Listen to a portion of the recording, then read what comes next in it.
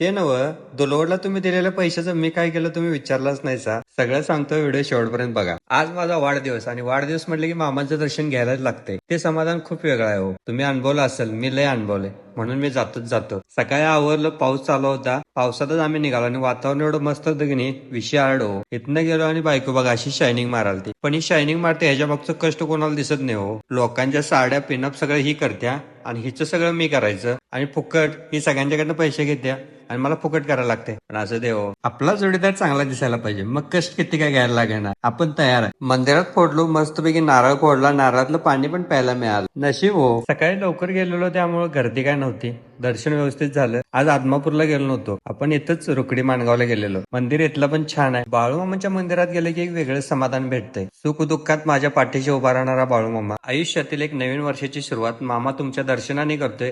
असाच तुमचा आशीर्वाद माझ्या सोबत राहू दे. ह्या गोष्टीचं एक वेगळंच समाधान असते. मन शांत होतंय हो. हे सगळं आवरलं आणि मी गेलो इचलकरंजीला. नवचैतन्य बालगृह इकडे, कारण आज थोडीशी मदत करावी म्हटलं, माझ्याकडून आणि तुमच्याकडून. कारण तुम्ही दिलेले दलवडचे पैसे अजून मी जपून ठेवलेले, त्याचा उपयोग मी इथं केला आणि माझ्याकडचे पण घातले. दोघांनाही आशीर्वाद मिळते हो, मला पण आणि तुम्हाला पण. अभि, SK, ओंकार, रोहित सगळे होते सोबत. तुम्ही दिलेल्या दुलवडीच्या पैशाचे योग्य कामाला वापर झाला असेल तर नक्की कमेंट करून सांगा आणि जाता जाता भावाला फॉलो करा.